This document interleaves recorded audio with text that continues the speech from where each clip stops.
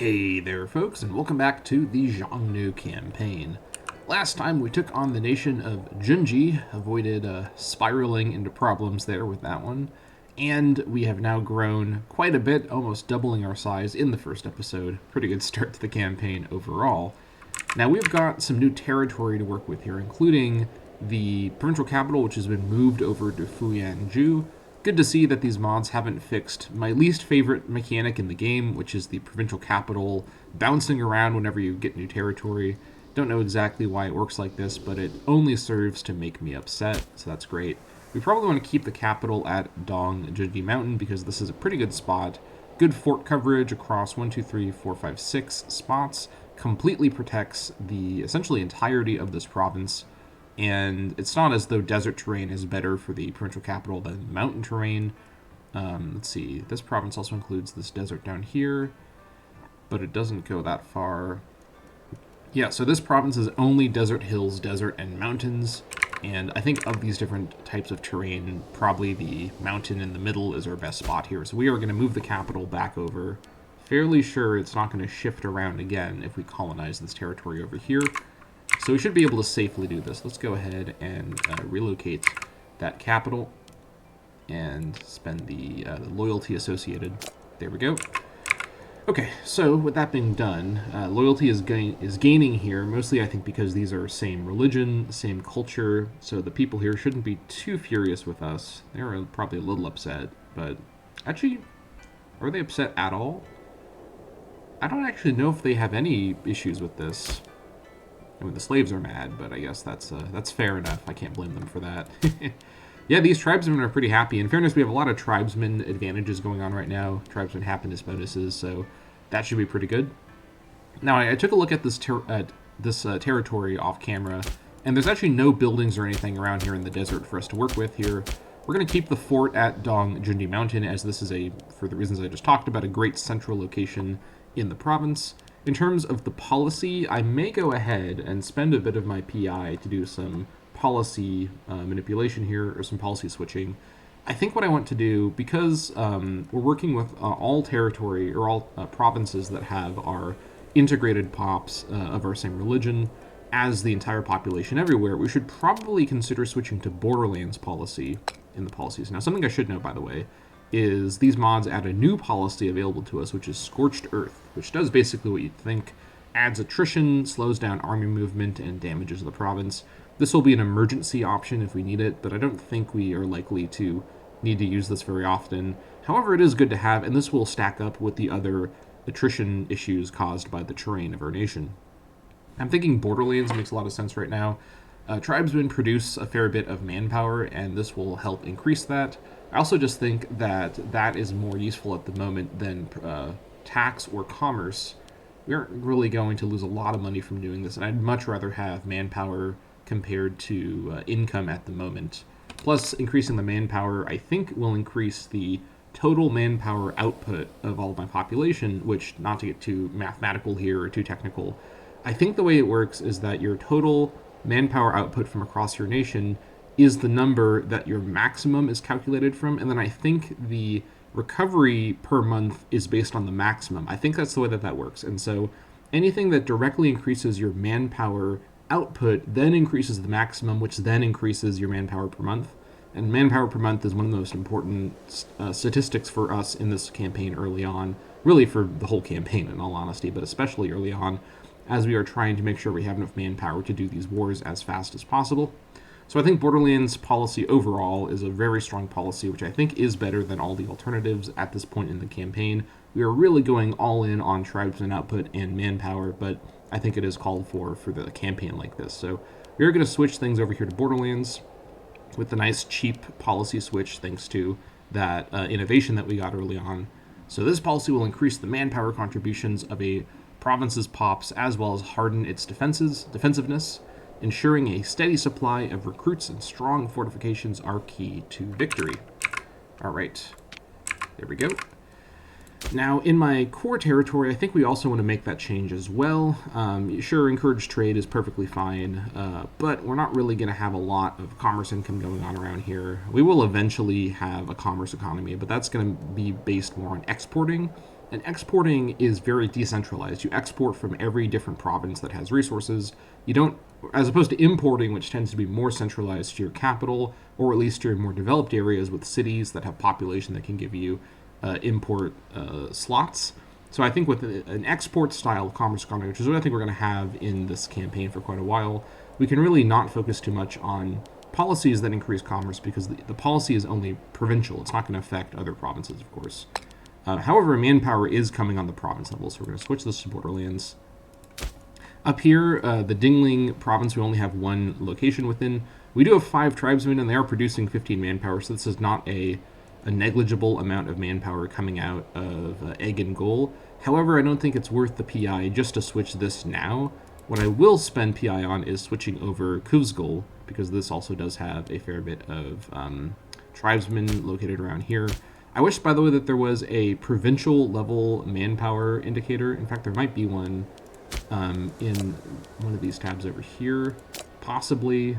I don't remember ever finding one. That's a statistic that I'd actually really like to have access to as I plan stuff out, but we can kind of gauge it based on the number of correct culture tribesmen in every location. So that can kind of, so we can't see the number directly, but we can roughly see what it is based on population. One of these things has my population numbers.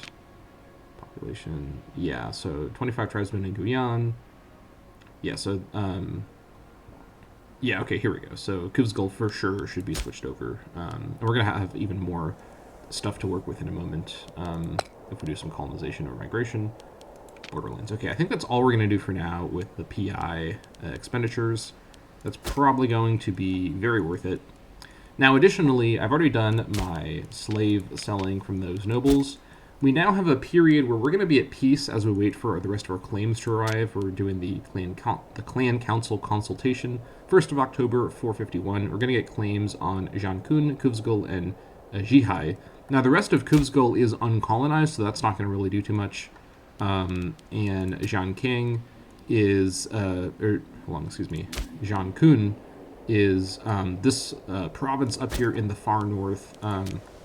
We don't technically border anyone at the moment, nor will we until we actually start colonizing into Jiankun, but this does give us claims on Kushi and on Jiankun. These folks are of the Arzhan and the very remote Jiankun cultures, respectively, which means that there's really no need to focus on those guys. I may not even bother with those claims for quite a while. Let's see, I guess this does give me a claim on Ulangom, which we do want eventually, so we'll get to this later, but this middle tree we're going to be largely ignoring for now. I think that Jihai is our next best target, given that Jihai is of our culture, so we're going to get that. Gives us a claim on Huji, which is, let's see, Huji is over here. Which means that if we want to get the same culture pops from Anhu, we're going to have to get this claim on our own, I believe. Actually, no, there's a way we can get it through the mission tree. Anhu does technically have a single province or a single settlement rather, in Dingling.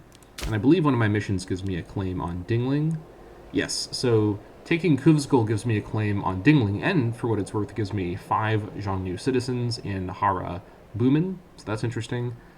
And I think in this regard, making gains, which will just require colonization or migration to take over these unsettled areas, gives us, we're going to do this basically to get our claim on Anhu. So that's kind of the plan here. So once we finish the clan council consultation, we'll go to war probably at that point with Jihai, and we start working on getting our claim on Anhu through colonizing the rest of Kuvsgol to then finish making gains, giving us a claim on Dingling, which then gives us a claim on Anhu.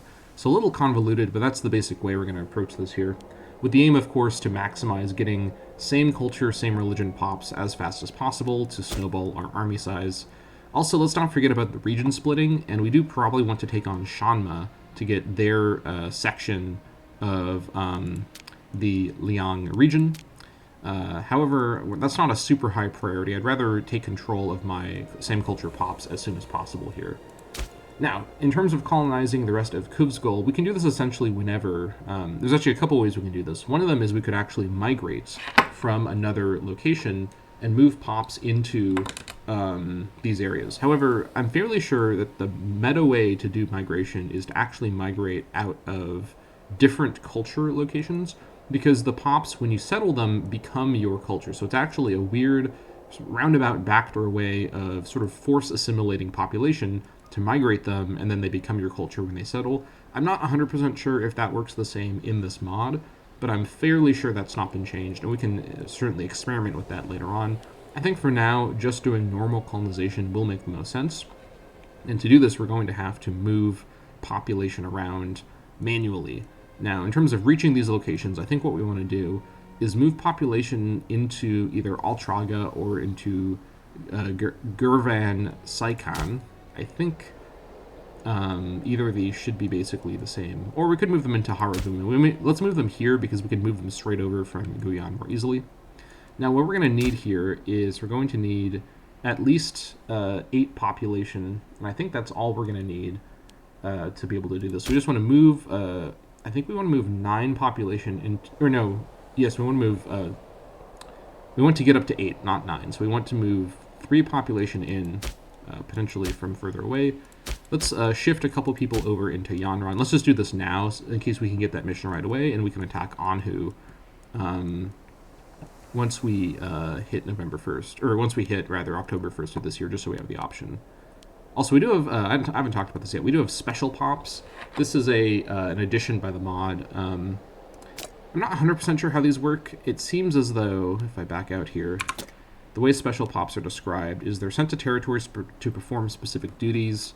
Max of 5 is allowed anytime for the entire nation. So these are like very specialized pops that I can... Let's see.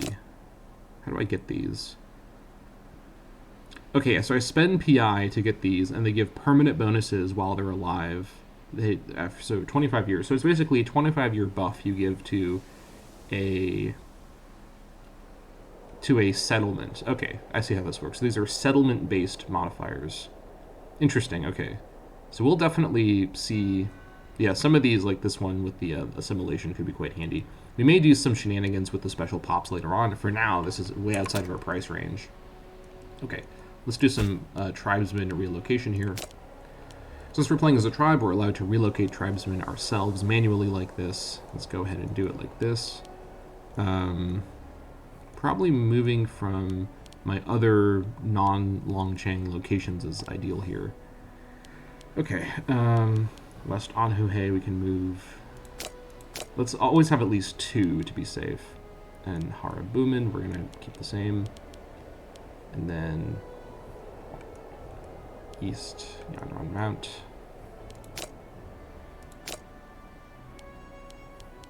Alright, and then Austin Goal we can move as well.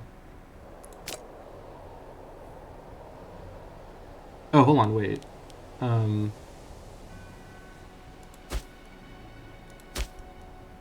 think I moved pops to those locations. Okay. Wait. Am I being very goofy right now? Yes, I'm being very goofy. Okay, so I think I'm moving pops to those locations, not moving them from those locations. Okay.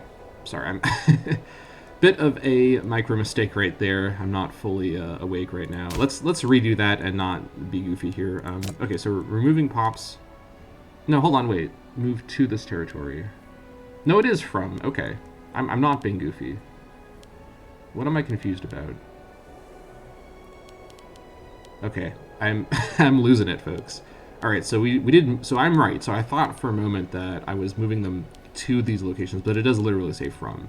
Okay, so we do have the pops in Yanran from Austin Goal into Yanran. Okay. I don't know what I just literally had like a senior moment right there. Don't know how to explain that one. Whatever the case, putting that weird minute aside, let's continue here. So we got the pops in Yanran. Move them into Harabumin. Okay. Yeah, now we can colonize. Let's just move. Let's move the rest in here so we can then move them again. And then we may as well also move some pops in here from elsewhere. Good stuff. Now we relocate pops over here, colonize into Kun-Gertug. There we go. And now we can move some more pops in here. What do we need? We need 3 more pops in here. Oh, hard boom is also a gold tile. I didn't even notice that. So actually having... Yeah, we want to move some slaves in here later. There we go. Colonize that. Okay, so now, since we have all the pops over here, let's actually make use of them and finish colonizing this stuff up here in the north as well. Our best bet is to move them into Yanzeli. And actually, for now, having all the tribesmen in here may be fine. Well, I may have overstuffed the tribesmen in here a little bit. Yeah, Yanzeli is all that we can reach. Okay, let's move some pops in here. So what do we need here? We need 8 pops. Yanzeli has 2. Alright, make sure I'm doing this right. 1, 2, 3, 4, 5, 6. There we go. And then we need 8 pops again. Move 1 more in.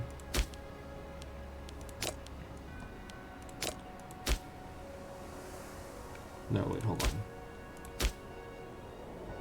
Oh, I can't do it from Yanzeli. Okay, fair enough.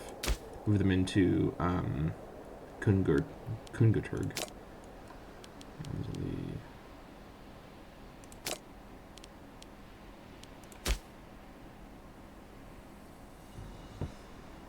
Oh, I did it from... Yeah, that's right. I did it from Kunguturg originally. Let's move them into here. Using all my money to do this, but this will take control of those northern areas, which I think is handy. Just need to get to 8. I need 5 gold. Okay, so I spent all my money to do this, but I think ultimately it will be good to have the stuff in control. Now we will also border these guys up here in the corner, so that's handy. So yeah, very expensive bit of colonization here, but I do think this is a good use of money to organize this. Maybe a little messy. I could have probably planned this out and saved a few gold here and there in how I move my tribesmen around, but ultimately I think this is perfectly fine. Let's go ahead and resume here. Oh, we've also become a regional power because of that colonization, so that's actually kind of good, because this gives us some good kind of passive modifiers. And I think this just happened because of the colonization.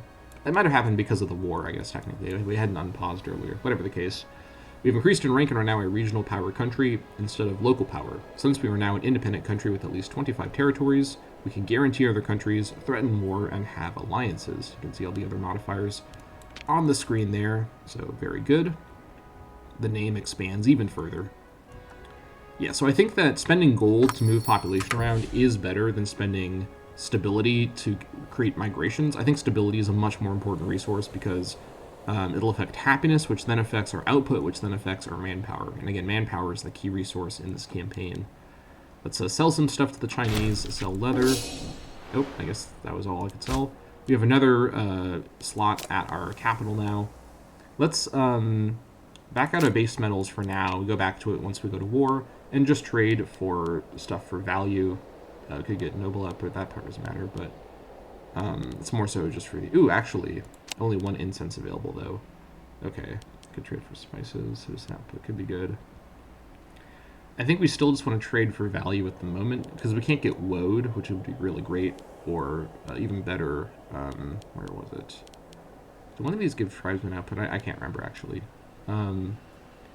Let's trade, yeah, so let's trade just for, because we don't have access to trading for gemstones or precious metals. Trade for incense, and trade for dyes, just so we've got valuable trade goods coming in. All right. And how many slaves do we have at the moment? Do we have any slaves at all? We have 6 slaves. We don't have enough slaves to make Harabumin a mine, so that is that's fine. All these tribesmen up here are gonna probably be a little out of place in terms of their output. However, tribesmen output in the steppes should be basically the same across my nation, and we only care about the manpower. Their tax modifier doesn't matter as much. So I think having a lot of tribesmen up here because of my colonization isn't really that big of a deal, all things considered. So let's just resume here. So a bit of a messy opening here, but we did manage to gain more territory. Also, we've got now a section of Jiankun, so that's pretty good. And ultimately, we need to get this territory anyways for our missions, so perfectly fine. The Hellion clans. Let's go ahead and get our new tribal chief. The growing strength and influence of our tribe should vouch for a stronger sense of unity and purpose among our tribesmen, but unlike city dwellers and more civilized people, our tribe is less willing to translate the sense of purpose into blind loyalty. Some feel that the old clans can no longer speak for them, and that they cater to a too limited group of interests. Among these dissenters, the Hellion clan has been growing in power and influence, and by now it is only a matter of time before one of their members is granted a place on the tribal council. So Hellion is now a new family. Yushujian Hellion is the new family head. Let's take a look at our new tribal chief. I guess we'll get that in a moment. But we've got to reorganize our government now that we've got some Hellions. Alright, let's see. So this guy here, who do we have that's already in a position? Okay, so we've got Yushujian Hellion is our elder. He's 17 years old. Yep, we'll keep him as that. And then we've got Tuki Hellion is available. Yulian Hellion. 9 Marshal. Okay, I'm going to make Yulian Hellion the... Oh, actually, hold on. This other Hellion is the War Chief. We have 2 Hellions. It says we have 1 Hellion. Hold on. Do we not have multiple... Is this wrong? Is this guy not in the family? Zulu... Because these 2 are both named Hellion. Maybe Hellion's just a common surname. Yeah, actually, hold on. There's a lot of Hellions around here. Okay, I guess let's see... Okay, that fixed it. Okay, let's not worry about this too much. I think that was just a weird... I think the name is just a repeating name, so let's not get too concerned about that. Okay, manpower max is now up to about 5k. This is... I needed to wait for the monthly tick for this to update, but yeah, this is pretty good. So now we've basically doubled our manpower, or even more than doubled. So that's really good. Now we're up to 45 manpower per month. Real solid stuff. And also, although I am moving all these tribesmen around, and that feels... What? I just assigned someone from the Hellion family. What are you talking about? Where did that guy go? Did he just die? What was that? That guy just disappeared. Okay, I guess I'll just assign this other Hellion guy, but... Dang, my 10 Marshal guy just disappeared. Vanished from the face of the earth. Unless he became my chief. Oh, hold on. This guy's my chief. Ooh, 9 Marshal. Yuliu Hellion. Okay, that's quite good. 9 Marshal for this support chief. So this is now my best chief, Marshal-wise. What are his traits? Immature, that's fine. Coastal Raider, that's fine. Okay. Happy with that, honestly. Yeah. Pretty good outcome, honestly. I was kind of wondering if my regional power chief would have a good Marshal, and they do, so pretty pleased with that outcome. Okay, let's keep an eye on who Jihai ends up allying, and also who Anhu end up allying, as next month we're going to be able to grab this, which,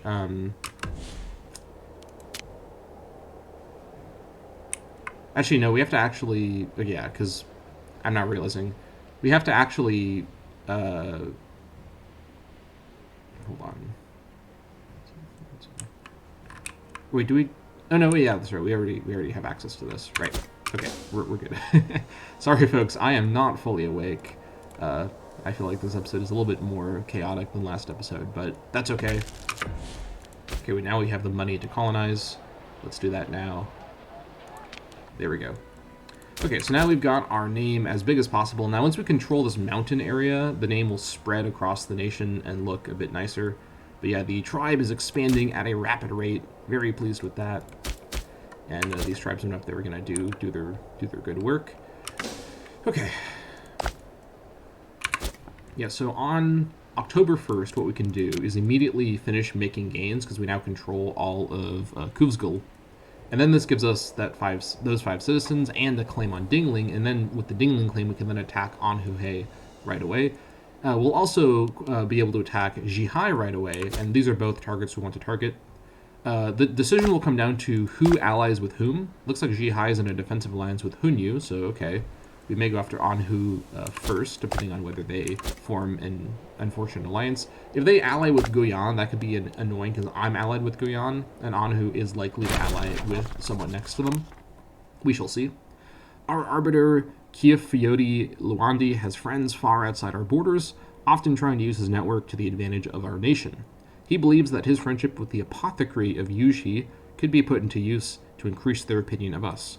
All we would have to do is send some of our wealth his way, and he will try to improve our relationship in Ueshi. So, this is not an alliance I plan to maintain forever. This is more so just a situational thing. Lose loyalty on my arbiter, that's perfectly fine. It's still above the loyalty threshold, so we don't care about Ueshi or their opinions of us. It is what it is. We will eventually backstab Ueshi, but just we're keeping them as our allies, so we can kind of keep tabs on them. The Chinese and livestock, alright, sounds good. Now, a commenter pointed out that I should probably... Oh my gosh, there's already some chaos happening in the Chinese area. A commenter in the first episode pointed out that I should probably try and get involved in the Chinese sort of conflicts early on so that they don't unify and get too powerful. That's a great point, and I definitely will once I have once I'm a bit further along. I will try to insert myself into the Chinese affairs. We shall see what we can do with that. For now, we do need to still consolidate our position up here and get to that place of power and growth. Okay, so Ueshi wants to break their lines with us. I'm actually okay with this. I'm glad I didn't just spend the gold then. I guess that might have avoided this, but I'm fine with Ueshi breaking their alliance with me, because that's going to damage their diplomatic reputation. I'm actually not sure if mechanically that's what's going to happen, but should be fine. Unless they then ally with Zhihai, that would be an issue. And that'd be the smart thing for them to do if they're paying attention, but I guess we'll see what happens. Okay, that's fine. We'll just keep Guyan as our ally. Unless Anhu allies with Guyan, then we will have to do something a bit more creative, but ideally that does not happen. Whatever the case, let's see, 5th of July, August, September, October. Let's go ahead and raise our army maintenance again. We may be a little too late. Also turn on our fort maintenance, just for the Longcheng fort. And we'll see what we can do once we get to October 1st, we get those claims. Still no allies for Anhu, and Zhihai is now also allied with Hunyu. The AI likes to do this where it has a defensive league and an alliance with the same person. Bit of a waste of their alliance slot, because the defensive league will more or less do the same thing. I guess if they want Hunyu to join them in offensive wars, but the AI doing offensive wars around me, something I rarely see, honestly. They all just stay basically stationary. Right, okay, so it looks like colonization is largely going to be a money thing in this campaign, which it is in every campaign, but in the sense that one of our main uses of our money, since we're not going to be building a lot of buildings, is going to be investing into colonization. Moving tribesmen around doesn't really have any issue on the tribesmen's manpower output, with the exception of places like Jiankun, which doesn't have the Borderlands policy in effect. The tribesmen up here are not going to produce manpower as much, but I will save my PI for now. I'm not going to spend it on just 2 settlements. Once we have more of Jiankun, we can go in and put in the Borderlands policy to boost up our manpower gain even further. Still no allies for Anhu. Interesting. I guess we'll see if they get someone by October 1st, but if not, I think we'll just go to war immediately. In fact, I should probably raise my army. Probably should have done this. More macro mistakes happening for Misadventurer. Alright, I think we'd want to go straight for their Dingling thing right away. How far could they get in? They'd be caught by Longcheng. I think this is actually fine to do it like this. Also set my tactic, which I didn't do last episode, but that was perfectly fine. We've got quite a few things to look at here. We'll just do it based on the effectiveness, so... And then you guys set you to deception. Set this force here to deception. This force to deception. So I should probably set you to bottleneck just so there's a bit of diversity. And then I'll have the largest force actually lead the group. Attached to unit, attached to unit. Alright. I think we'll do it like this. Okay, we'll stay there. 1st of October, let's see what we got. The Clan Council speaks. Rhetoric and debate have raged for a full year. The Clan Council of Xiongnu have reached a final stance on the matter of Mobe. Drawing a sharp breath, the herald recites, "Protect the weak of Mobe." Yes, that is what I'm going to do. Absolutely. Don't look very closely at any of my actions, because I assure you that they are all the same. Oh, we also can do colonize Xiongnu. Oh, no, we can't. Literally. Today I'm just incorrect about everything. All right, making gains. Here we go. So we're going to get the 5 citizens where? In Kungertug, which is a lovely place for 5 citizens to be spawned. They will surely be very happy over here in the steppe. Sounds fine. And this gives us a claim on Dingling. There we go. This is so goofy. All right, they're hopefully going to move over to Longcheng. I guess it'll take them a while to get there, to move through 1,000 miles of steppe or whatever. Okay, whatever the case, that is good. Morale-wise, we are basically at full. Okay, that's good. I didn't mistime that. And Anhu has no allies at all. But do we have a claim on them? I did making gains. And it gave me a... Did it not give me a claim on Dingling? I just did the mission. Where's my claim? I can't look at it. I hate that you can't read this. Didn't this say it gives you a claim on Dingling? The next mission is Annex Dingling, so it surely did that, right? Where is my claim? I got my claims on all of my people from the Clan Council. Is this bugged? This might be bugged. I have no claim. Hold on, no. Yeah. I have no claim. This is a non-Casus Belli war. Yueishi's planning my demise. Fair enough, I can't blame them. Well, that's annoying. I think this is a glitch. I don't have a claim on Anhu, or Dingling for that matter. Well, that's not great. I guess we'll go to war with Zhihai, because I have my army raised. Or I could lower my levy. That's irritating. This might be some modded shenanigans. Maybe the Dingling province wasn't registered correctly. We can fabricate a claim on Anhu. This gives them a chance to pick up an ally, namely Guyan, so the timing here is irritating. But I guess we'll wait one day and see if the claim spawns. No, it did not. Well, that's a shame. I think this is just literally a glitch with the mod. Okay, we'll go to war with them. Or not go to war, because I don't have a Casus Belli. That would be a disaster. We'll generate a claim on them. How long will this take?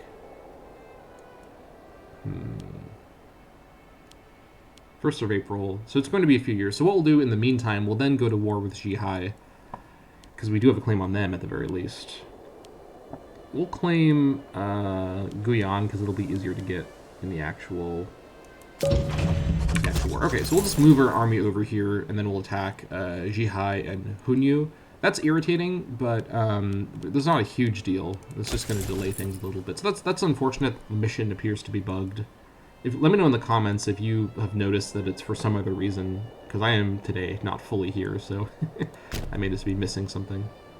Alright, so I think the plan here for attacking these guys, we just need to get to their capital and assault it. Over here, probably the same deal. What we probably want to do, I think we should have more than they do just with our current army. I think we want to just rush our way to Zhihai as fast as possible. So let's gather up actually over here, and then we'll get going. So that's unfortunate. It'll take us a couple months to move across our territory to get over to the Zhihai border, but yeah, that's a shame. I did not get the claim from making gains. Oh well, it is what it is. Playing with mods, this kind of stuff does happen sometimes, and ultimately I do have another person to go to war with in lieu of attacking Anhu. They've now also done a defensive league with Dingling. That's actually probably the best case scenario, because now they're less likely to ally with Guyan. They're probably going to ally with Dingling, knowing AI. We'll just keep our we'll keep our army maintenance fully paid up, may as well. And we'll keep our fort maintenance on. I shouldn't have this fort play any role in this war, ideally, but it's better to have it on and end up not needing it. We have plenty of income at this stage to go ahead and use up for that, so that's fine. Bit of an annoying situation here, but it is what it is. You've just got to roll with the punches to some extent.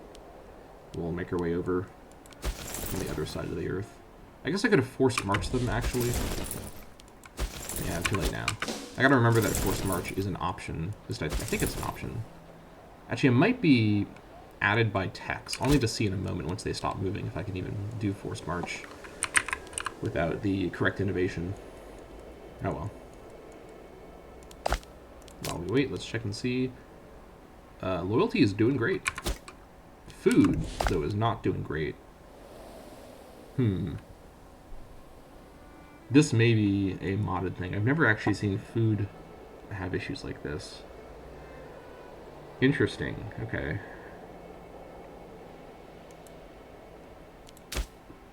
Why is my food so bad around here? Oh, it's because it's the winter. That's right. Okay, we're fine. It's just because we're in the winter, everyone's starving to death. As they do. Okay, we need the innovation quick march. That's what I thought we needed, so I'm glad that I didn't make another micro mistake this episode. Actually, all things considered, I think I'm not playing too badly this episode. This thing with the Anhu claim not appearing is just a mistake by the game. I did everything right up to that point, so we should be fine. Okay, get into position here, and then we will, I think, just actually gather everybody up together and move as a group. There you go. All right, Jihai. Okay, so now they are in a... Ooh. They've now added Kushi to their defensive league. That's not great, because they can go in and take Kuvsgul fairly easily. But I do think our best bet here is just keep our units together as a Doom stack, charge straight for Jihai in the mountains, assault this down, and then I guess we could go for a triple annexation, but with only 8k, I don't know, let's see here. All of these guys should have at least 2k, yeah, and possibly more based on population. Where's my population map mode? Is this the population map mode? Okay, yeah, it's all tribesmen. I think they may have more than 2k. Again, the way that the population's been reworked for army levy size, I'm still not fully, I don't have a grasp on. I should have someone up at Kuzgul to guard it, but if I just have a 2k stack up here, it may get stack wiped. Well, actually, no. Does Taiga have defensiveness bonuses? If so, I should move a 2k stack up here. It's hard to say. I think I'm just going to risk it that this stuff up here gets attacked. I can always repopulate it later. It's easy with just money around to spend money to repopulate, so we'll just chance it that this stuff up here may get depopulated and siege down. If we're taking these fortified places with assaults, that we should be able just to power through.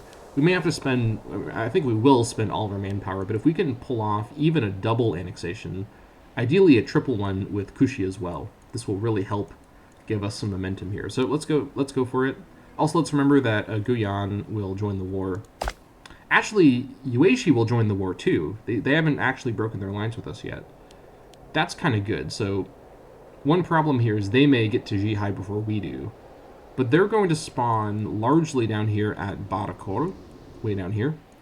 They may have some people spawn up at Sharga. Where's their region split? Actually, it's all the way down here. But their Sharga army shouldn't go for Jihai immediately. It should actually go south to gather up with their Barakol army. So I think we should get to Jihai first. And the Yueshi army will at least support us if we start to have issues with the enemy size. So I think that's the plan. I think we're going to go into a giant war here. I was hoping just to attack Anhu in a very quick, easy war, but that's obviously not what has happened here. So let's go for it. Let's declare war. Call in everybody. Take Jihai. We're going for it. Now we also, by the way, have the Horde Conquest option. And I don't know exactly how this works, the Horde Conquest option. So we brutally attack their opponents. Any province taken falls under our control immediately. But we do have a claim. I think I'd rather just do the claim. I don't know if the Horde Conquest has different war score costs or how exactly it works. Because I also know that you have it available. Well, actually, hold on. For example, if I were to attack Dingling, I have access to Horde Conquest, but this doesn't give me a Casus Belli. So, because I think in some of the other Paradox games, the steppe nations have something like this, where you can do a conquest war. I think CK2 had this. You can do a conquest war, or CK3 has it as well, where you sort of don't need a claim. I think with this, you do still need the claim. I think I could try Horde Conquest just because province taken falls under control immediately. So does this mean I get the province the moment I take it? What happens to their tag? Because if they're the... Let me actually do a normal war, and then I'll investigate how Horde Conquests work off camera, so I'm not screwing up this campaign in episode 2 by doing some sort of Casus Belli that works in a weird way. So let's just do a normal war. No need to get too complicated here. We're dealing with one province nation, so there really is no need to do it like this. All right, let's call everybody in and go for it. Declare war on G high. Here we go. All right. It's time to just book it, I think. So it's going to take us a while to get over there, but in the meantime, we should not have too much trouble. Also, Guyane should join the war as well. Yep. Okay, off we go. We got the 9 martial guy in the stack, so he will protect them from most opponents. Okay, we have at least 2k G-High forces. I think that might be all of them, because they just spawned there. Unless they have a 1k stack somewhere nearby out of my line of sight. They are going to split up and do goofy stuff. That's fine. Now, with so few forts around, we're going to likely have stuff be taken, or stuff be occupied in this war. That's fine. There's not really too much we can do to avoid that. Forts are so expensive, and we just really don't have the money at the moment to spend on that. I'd much rather colonize and get more territory, get access to new borders and whatnot. Okay, here we come. The Hunyu forces, so the Hunyu actually do have 3.5k, and the Jihai have 2k, although I don't see where one of their forces are. We're going to hit the 1.5k, 13th of March. Okay, actually, they're going to hit us, so they may back out and not make that move. Minister of Excellence. Wularodi Huyan, in a fine display of financial acumen, has made significant alterations to the national budget. We should expect to see much better revenue this year. Ooh, okay. I'm going to absolutely take that. Thank you. So that's, let's see, 2 years of 10% national tax. Kind of helpful, not going to lie. Okay, so this might be a stack wipe, but I think they're going to slip away without it being a stack wipe. I guess we'll see in a moment once I unpause. Okay, this will no longer be a stack wipe, but we should still win this fight here in the steppe. We'll be defending in the steppe. Let's see here. I think that should just be neutral, but we have a much, much larger army. So I think we should be fine. And here come the Ueshi armies as well. And the Guyane armies will help? What are you doing, Guyane? Help me! I guess they're just going to defend their borders. I mean, it's fair enough. They are right in the middle of the war. The war is completely just around Guyane. They got to protect their capital. Fair enough, Guyane. I understand it. I understand it.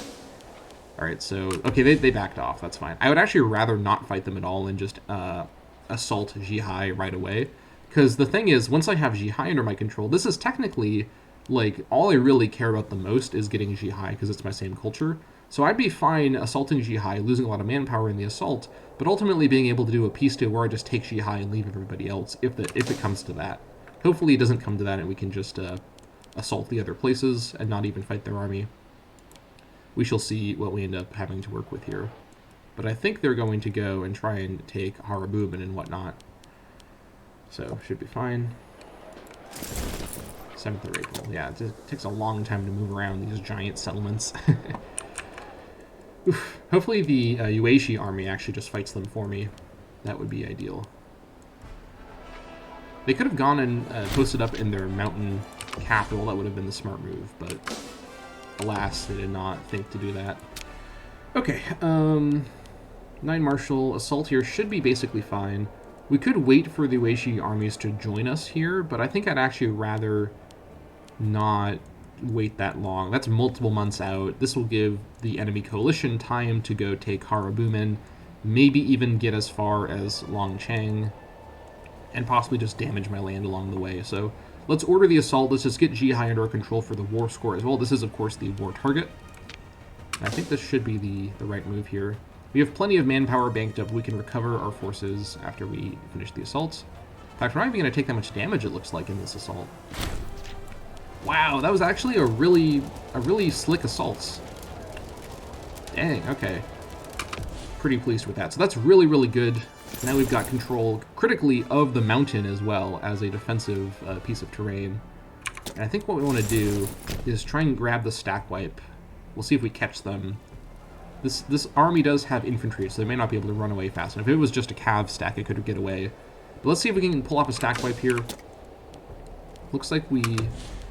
Ooh, we're going to catch these guys. Okay, we're going to get a little stack wipe up here. Not going to turn the war or anything, but little stack wipes like this are really important for war score and just to damage the enemy army. I think we then go straight for Ulangom. Sure, they can take some of my unfortified provincial capitals, but what we can do is take their fortified capitals and be able to get the war finished without ever directly fighting their army that much. Again, ultimately, all this land is largely, you know... Okay, here should be that stack wipe. There they go. Alright. We're not going to catch these guys. Yeah. If I try to go back and protect all of my unfortified land over here, I'm just not going to be able to catch these guys. It's better for me with my large size advantage to just plow through to their capitals, because for them to retake their capitals, they are going to have to actually siege it. I don't think the AI does assaults very, very regularly. That'd be the smart thing for them to do, but I don't think they can concentrate their forces enough to do it like that. So we're just going to sacrifice our people a little bit for the purpose of expanding our nation. Very, very step-forward mentality there. Right, here comes the Yueshi armies, but that's fine. They're not going to be able to do too much to you know, cause us problems. All right, so they've taken Harabumen. That's fine. We're not going to lose a lot of war score from this stuff. We will from losing this stuff, but ultimately we can always go back and retake it. We just need to get the mountain capitals over here. Once we get that, we can then fight their army, start to retake our stuff, and finish the war. Also, Guyana might recover our unfortified locations here, which would be handy. Yeah, we've got plenty of manpower still. I think we have enough morale, especially after the monthly tick. We're going to be able to assault down Ulangom as well. All right, here come the Yueshi. Now, Yueshi should... Where are you going? Oh my god, what are they doing?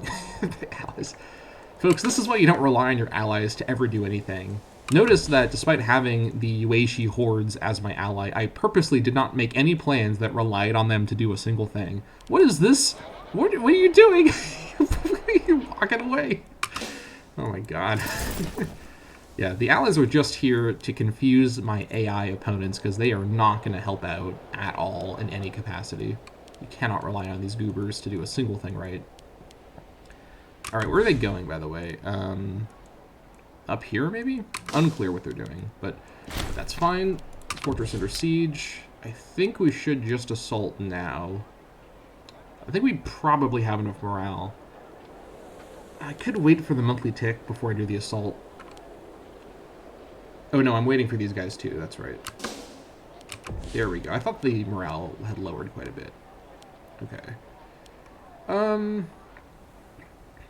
Let's wait for the monthly tick, and then just to be absolutely safe, so that we don't take too many losses. As your morale goes down, the damage you do from doing an assault increases a lot, so let's just wait a little bit, get our monthly tick, and then do the assaults in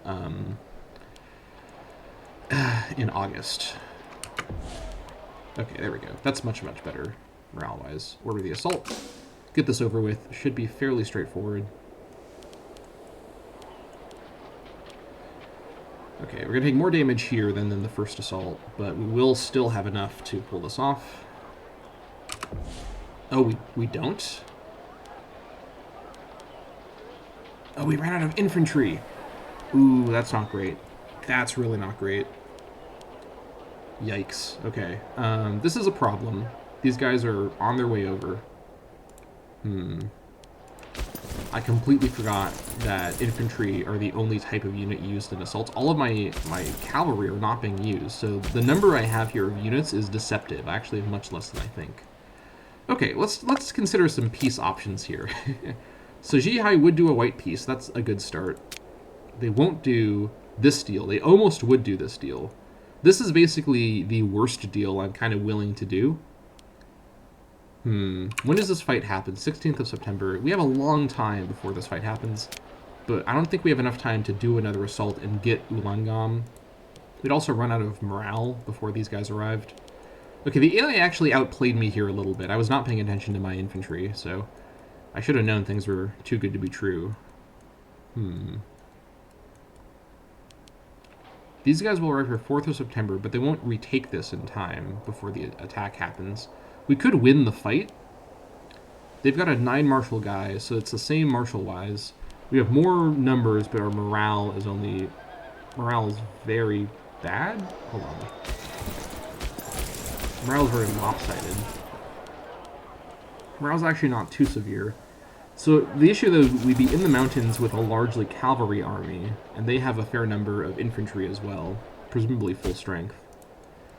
I don't think we can escape in time. In fact, we'd have to go back down into Hurye, because this is a fort. Let's examine here really quick. Hold on. Let me just grab 1 unit of cav, deselected from the whole army. So just this guy, not attached. What's your movement time? 25th of August. Okay, here's an interesting idea. We could actually leave the siege and attack them in the steppes with the cavalry. If we send all of our cav as a strike force out from the siege into Hurye, right, and fight them in the steppes, I think we're going to have a much better fight if we actually essentially do a bizarre kind of like turnabout at our siege and send the cav out here into the steppe. We get there before they reach us because their army is much slower. I think our best bet is to basically do that. Yeah, okay, let me organize this really quick. So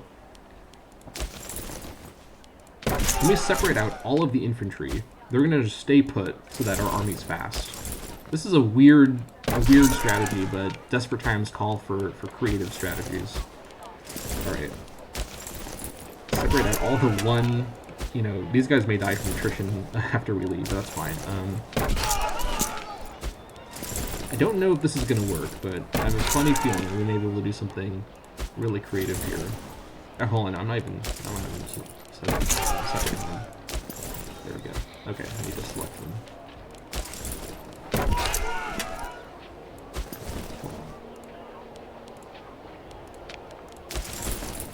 Separate out these levies. Okay, let's see if we can do something real crazy here. I have a funny feeling we may just pull something off here. Okay, so really importantly, where's my leading force? Attachment no longer allowed. And now what we do is we find our... Let's see here. You're probably our largest unit. Attachment allowed. And then attach all the cav to that unit. You stay there. You attach. How fast are you? 3. So the supply train moves as fast as cavalry. That's fine. We'll bring the supply train with us. You stay there. And you're the leader. Okay. This seems like a weird idea, but I think I can maybe do something here. 30th of September. Oh, hold on, wait. What's slowing them down? Is it because of their size?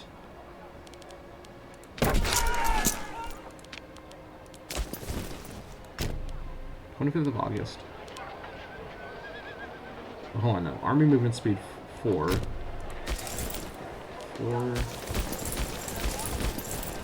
Oh, it's the supply train. The supply train is slower. Okay. Let me just actually take the supply train and separate it out. Leave it behind. Okay. You attach. Alright, here we go. Okay, now we can do this the right way. Alright. This is very scuffed, but essentially the goal here is to avoid taking the fight in the mountains. I don't know if I'll win this fight. I'm not going to lie. It's all cavalry versus a mix, and it's in the steppe. 9 martial. 9 martial. Actually, 30th of September still. Oh, you know what? Some of these units are trying to follow, I think.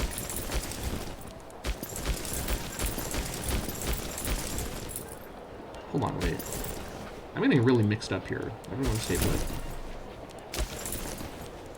Not attached. You are attached. Not attached. You're attached. You're attached. Not attached.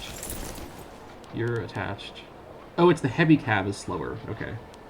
Let me actually send the heavy cav second, and they'll come in to reinforce. I see what the issue is here. Yeah, speed 4. There we go. That's what's going on here. Okay. This is getting real complicated, but we'll send the heavy cav as a second group.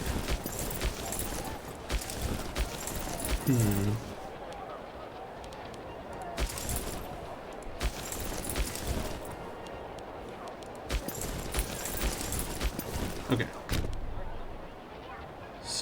Still? Is there still heavy cav coming as well? Oh, you detach.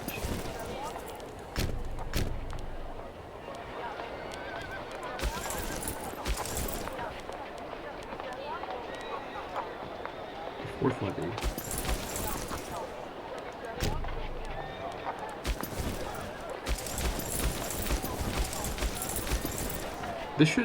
This should arrive.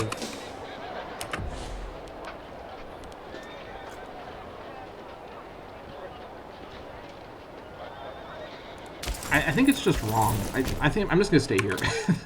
all of that long attempts to do some sort of crazy step battle, but I think I need to just stay here. Yeah, I can't get it to work. I can't get these cavalry forces to move. This is fine. Okay, so if they beat my army here, I lose some more score, but they don't retake Zhihai. That's the important part. I withdraw. In fact, I could probably just withdraw early. I withdraw back over to Longcheng. I can then retake my stuff. They're not going to finish resieging Zhihai very fast, and the Weishi are arriving. I think this is actually not that big of a deal. I am annoyed that I was wrong about the infantry, or that I misunderstood, or kind of was mistaken about the infantry being used up in the assault. This is a mechanic that I knew, so I should have paid more attention. But we also may just win the fight. Like it's possible that happens too. Did I get everyone reorganized here? Let me reorganize everyone. Sorry for how long this is taking, but I just need to make sure every possible thing is as good as it could be here. There we go. You guys are reorganized. And then you just have the one, you just have the one, you just have the one. Who's left?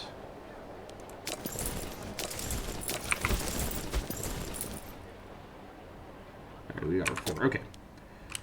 I think we just wait. Very messy, but yeah, I think this is the best we can do. So we're gonna be attacking in the mountains. Obviously, pretty unideal. I guess maybe after the monthly tick, we can 16th of September. Can we finish the assaults in a couple days? I guess we'll see what we can do here. I don't think we'll have enough morale, but if we can finish the assault, that would obviously be extremely clutch. 1st of September. All right. I don't think this is enough.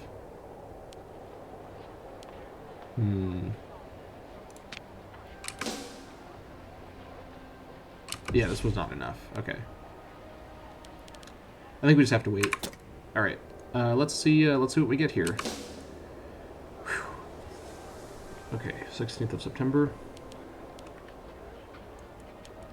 This is a shame. Definitely a bit of a misplay situation here, but we can recover.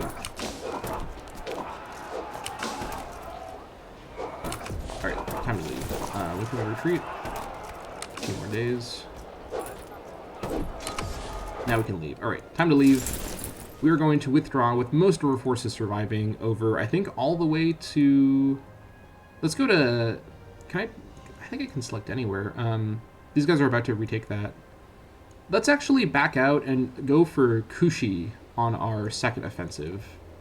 Yeah, so let's actually back up to... Let's back up to... just to be safe, let's back up to Longcheng. Okay, so we've suffered some losses here, but honestly, 6k surviving is fairly good. Sure, we lost a couple thousand, but overall this first offensive did secure us the mountain fort at Zhihai, which is really important. And despite my best attempt to make some sort of crazy step battle happen here, wasn't able to figure out how to do it, so it is what it is. We're gonna have to end things off here on a bit of a cliffhanger, but The hordes of Jihai are not, or of Jihai, the hordes of Jihai are done soon. The hordes of Xiongnu are not done yet. We will be bouncing back very soon in the next episode. So thank you all so much for watching, and I'll see you all next time.